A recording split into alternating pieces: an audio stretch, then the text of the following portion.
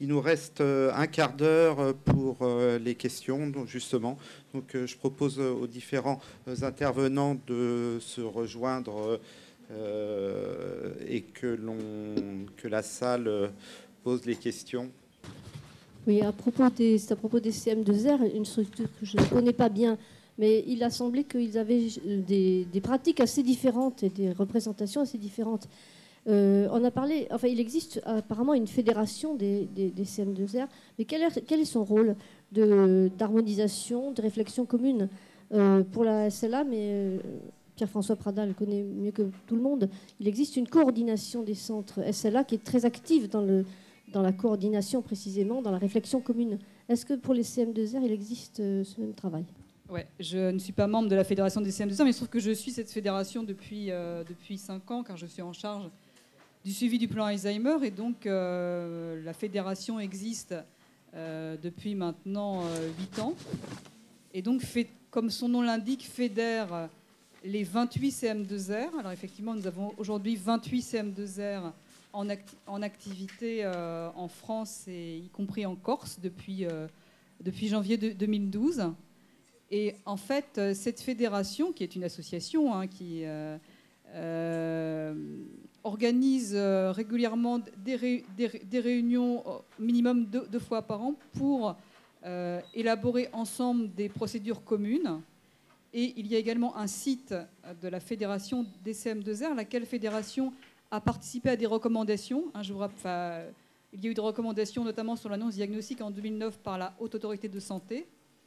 Et la fédération des CM2R a souhaité contribuer à préciser ces recommandations.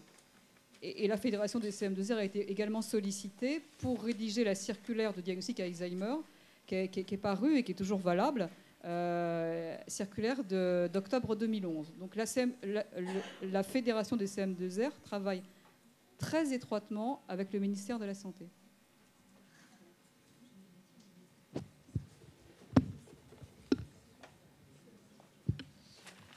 Je suis gestionnaire de cas au sein d'une MAIA de formation psychologue spécialisée en neuropsychologie. Et voilà, pour faire écho un petit peu à la conférence inaugurale où l'exemple de la Suède était nommé, et puis le médecin Jayad qui a cité l'exemple du domicile, je m'interroge un peu sur cette notion de vouloir savoir.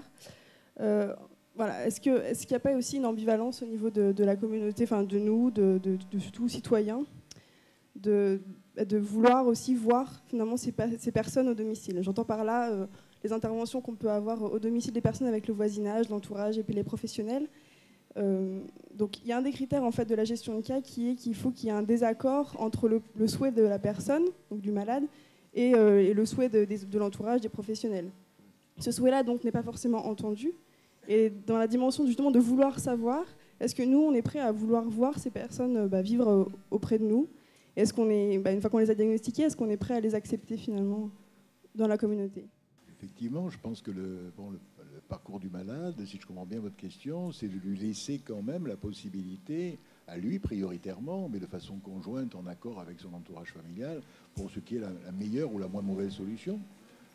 Donc pour nous, accompagner ce parcours, c'est ça notre enjeu, je pense, et faire respecter ces différentes obligations, d'écouter le malade dans à la fois ses désirs, mais aussi ses limites, ses capacités autant qu'il le souhaite, à s'évaluer de la façon la plus correcte et efficace possible pour qu'il puisse être en correspondance avec ses désirs, avec ses attentes. Et c'est cette évaluation justement qui m'interroge parce qu'on parle de capacité de jugement ou de capacité de compréhension, de notion de choix. Qui, d'après les médecins experts, est aussi un petit peu flou. Moi, en tant que neuropsychologue, on m'a aussi demandé d'évaluer ce genre de choses. Voilà. Aujourd'hui, il y a un souhait de la personne avec des troubles cognitifs ou des troubles du comportement qui est en désaccord avec la communauté et avec l'entourage. Et qu'est-ce qu'on en fait, finalement ? Est-ce qu'on est prêt à entendre ce souhait ? Oui, je crois qu'il faut pouvoir le faire en ayant une approche la plus rigoureuse possible des capacités qu'a le patient, sauvegarder, et des fois plus que ne laisse penser un bilan, je dirais, de son efficience globale sur la capacité à s'autodéterminer, à pouvoir sauvegarder son autonomie. je crois que Fabrice Gilles pourrait beaucoup mieux dire ça que moi, mais concernant cette capacité à sauvegarder ce qui est ce libre arbitre, cette capacité décisionnelle concernant les problèmes de la vie quotidienne.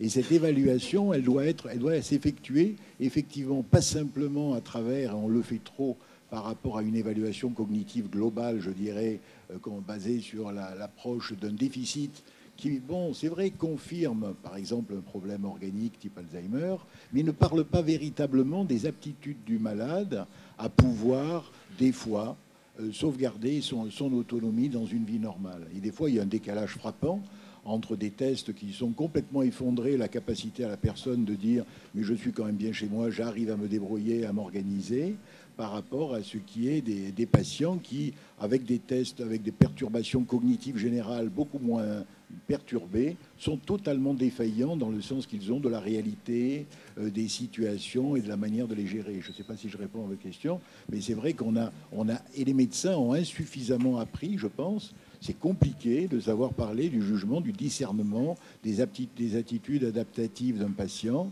Il faut le voir en situation. Alors la famille, des fois, décode bien les choses, accompagne ce mouvement, mais des fois rentre en décalage pour des tas de raisons entre ces capacités que revendique le patient et puis ce que la famille constate de déficit, mais qui tourne à un désaveu et peut-être des fois à une trop grande péjoration des capacités du patient. Ici, Madame Olivier, qui a une grande expérience aussi, je ne sais pas. Une petite remarque, c'est vrai qu'on voit se mettre en place les gestionnaires de cas sur toute la France grâce à l'installation des Mayas. Donc ce sont des professionnels qui sont appelés à se déplacer auprès des situations complexes et probablement les plus complexes. Et il ne faudrait pas que ce soit des professionnels qui soient dans la solitude, parce que les questions qui sont posées dans cette situation-là sont extrêmement difficiles. Donc je crois qu'il y a vraiment aussi tout l'intérêt de l'interdisciplinarité et le travailler ensemble. Et je suis intéressé qu'un psychiatre ait répondu en premier, parce qu'il y a un modèle en France où on s'est organisé pour aller jusqu'au domicile de patients qui étaient difficiles, qui étaient en refus de soins, c'est la psychiatrie, avec un maillage du territoire qui semblerait drôlement intéressant pour tous ces patients en difficulté. Il faut vraiment qu'on apprenne à travailler ensemble. Je crois que votre question est très importante et très intéressante. En fait, il y en a deux, donc je les distingue. Je pense qu'il y a la question de la visibilité et de la place qu'on accorde aux personnes malades, mais aussi diagnostiquées. Une fois qu'elles sont diagnostiquées, une neurologue avec laquelle je travaillais souvent me disait « Alzheimer, c'est pas une étiquette, c'est une pancarte. Une fois qu'on leur a collé dans le dos, c'est pas facile. » Et vous posez, effectivement, il y a le modèle de la psychiatrie derrière, ce qu'on appelle méchamment l'institutionnalisation, mais c'est aussi il y a des maisons de retraite qui recréent des liens avec la cité, évidemment. On ne va pas opposer le domicile à la maison de retraite, mais on a un défi aussi. On sait que l'Observatoire de la fin de vie a montré qu'on est le pays d'Europe où le plus de Français meurent à l'hôpital ou en maison de retraite alors qu'ils souhaiteraient mourir chez eux. Mais qu'ils continuent à rester chez eux le plus longtemps possible suppose aussi qu'on les accepte, qu'on ne fasse pas que les tolérer, et non pas simplement qu'on leur fasse une place, mais qu'on leur maintienne leur place, la place qui est la leur et qui reste la leur. Et ça, c'est effectivement un problème. Je me suis gardé de faire du Lacan dans mon intervention inaugurale, mais vous savez que Lacan, il distingue le savoir, c'est le ça, c'est dit A, comme le ça dans la topique freudienne. Et il y a quelque chose de cet ordre-là. Si la société ne veut pas savoir, c'est que ce ça-là qu'on appelle Alzheimer ou démence, et que nous appelons Alzheimer, mais que beaucoup de gens continuent à appeler gâtisme ou sénilité, on ne veut pas le voir. Et donc votre question, elle est très, très, très centrée là-dessus. Et je pense que c'est moins une question qu'un défi qu'on a vraiment devant nous, là. Le domicile qui n'est pas simplement le lieu, parce qu'on peut aussi être confiné à domicile. On a des exemples de confinement à domicile. La deuxième question que vous posez, c'est sur la capacité, comment on essaye de déterminer la capacité d'un individu à choisir, à décider lui-même s'il est encore de son lieu de vie. On a d'autres, Laurence Hugonneau a rappelé, on a fait des progrès considérables puisqu'il y a des outils maintenant relativement validés pour évaluer la capacité à consentir un protocole de recherche, etc. Sur cette question-là, de la capacité à choisir son lieu de vie et rester ou pas à domicile, je vous renvoie à une vidéo qu'on trouve sur le site du SCIE, Social Care for... je ne sais plus quoi, Initiative Excellence. C'est l'équivalent de notre ANESM, Agence nationale d'évaluation des services sociaux et médico-sociaux. Et il y a une vidéo là-dessus où il montre un médecin qui vient d'une consultation mémoire au domicile d'une dame qui commence à avoir, à la demande de sa fille, la dame commence à avoir des problèmes d'orientation, elle oublie ses clés, elle laisse la fenêtre ouverte, et il essaye de... Et elle veut rester chez elle, sa fille pense que c'est plus possible, et ça dure 20 minutes. C'est très émouvant parce qu'il entre vraiment, il installe la confiance, il lui pose tout un tas de questions, il ne fait pas juste passer un test avec 10 questions, et il essaye d'évaluer la situation et ce qu'elle perçoit pour essayer de voir si son souhait de rester à domicile, là-dedans elle intègre aussi, elle a conscience des difficultés, que ça va plus tout à fait comme avant, si elle a conscience des risques, et c'est très fin et c'est très proche des questions que se posent les gestionnaires de cas. Alors on m'a demandé de donner les références de Brodati que j'ai cité ce matin. Je peux peut-être donner à Emmanuel l'adresse, le site internet où vous pouvez trouver Brodati et l'adresse exacte de la page de cette petite vidéo de 20 minutes qui est absolument sidérante. Les Anglais ont ce talent de montrer les choses plutôt que de dire on devrait faire comme ça, de montrer en acte comment on peut le faire. C'est peut-être pas parfait, mais ça peut donner des idées. Comme disait Maïson, il n'y a pas de modèle, mais il y a quand même des choses intéressantes qui sont faites ici ou là. Dans les indications, on offrira aussi à Eric Favreau un droit de réponse. On verra s'il honore ce droit de réponse par rapport à ce que tu as dit ce matin. Juste peut-être pour compléter d'un mot, moi ce qui me trouble c'est cette espèce de globalisation, c'est-à-dire qu'il me semble que le diagnostic ne peut et ne doit jamais entraîner une discréditation totale et absolue de la personne sur tous les plans. Je suis toujours effondrée et effrayée comme la perte d'autonomie prive immédiatement la personne à domicile comme en institution du droit de choisir ce qu'elle veut manger. Parce que ça va être une auxiliaire de vie qui va du coup lui faire ses courses et lui préparer à bouffer, qu'elle n'a plus le droit de rien dire. C'est une auxiliaire de vie qui va lui choisir si elle met ce jour-là une robe rouge ou une robe bleue, et idem en EHPAD. Et oui. Mais je dirais que la fille peut commettre exactement la même erreur. La fille ou le conjoint, dans une espèce de vision globale de la personne discréditée par son diagnostic, va lui retirer tout petit bout d'espace de liberté. Alors par amour, pour bien faire, par désir de protéger, par désir de faire. Voilà, je crois que c'est inhérent à cette vision effectivement de la maladie qu'on a tendance à voir. Je pense que les malades, il y a longtemps, et pour certains pendant encore plus longtemps que ça même, gardent des champs, des pans, des morceaux de leur propre vie qu'ils ont parfaitement le droit de contrôler et de vivre comme ils l'entendent. Le piège et le danger, c'est de tomber dans l'excès inverse, de s'aveugler et de ne plus voir les champs où là, ils sont en réelle insuffisance, en réelle difficulté, et qui va les amener à se perdre. J'aurais pas la cruauté de rappeler la vieille dame morte dans les jardins de Sainte. C'est-à-dire qu'on se rend bien compte aussi en EHPAD qu'il y a des jours où les personnes sont bien, c'est-à-dire qu'ils sont repérés, ils savent où ils sont, ils savent... ils seraient suffisamment bien ce jour-là pour être encore à domicile, et que le lendemain, je ne sais pas, le contexte, une mauvaise nuit, après on ne sait pas trop, mais le lendemain, ils sont complètement désorientés.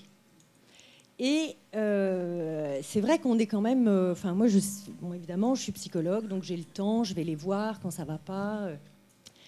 Et on est quand même aussi... moi, j'ai en tête une résidente qui est quand même chez nous depuis maintenant quelques années, mais qui, les jours où elle est relativement bien, me dit mais pourquoi je suis là? Qu'est-ce que je fous là? Alors on réexplique que c'est la décision des enfants, et on lui réexplique pourquoi effectivement elle est là, parce qu'elle se perdait, parce que ses enfants avaient peur qu'elle tombe, qu'elle était toute seule à domicile.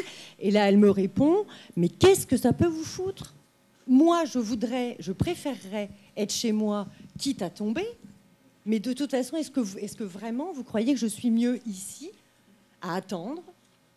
À attendre quoi? Je ne sais pas. De toute façon, dans des couloirs que je ne connais pas, avec des gens que je ne connais pas, que je n'ai pas envie de rencontrer.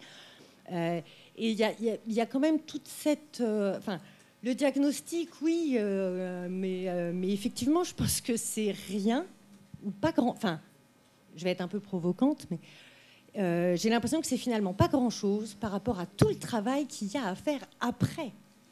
Parce que quand on est confronté au quotidien avec ces gens diagnostiqués, pas diagnostiqués, enfin, à qui on a dit ou pas dit, ou à moitié dit, ou... Quand en plus la famille des fois aussi met des freins ou dit le contraire de ce que les médecins ont dit, enfin, et ça c'est voilà, quand on est confronté au quotidien, je trouve que c'est quand même compliqué de gérer aussi la volonté de ces adultes de vouloir prendre encore des risques. On en prend tous. Eux, on veut plus, mais oui, complètement, et eux voudraient aussi encore prendre les leurs. Et évidemment, dans un souci enfin, c'est pas, avec un bon esprit, on voudrait limiter leurs risques, les risques qu'ils prennent. Mais est-ce qu'on a le droit? Est-ce qu'on peut? Enfin, voilà.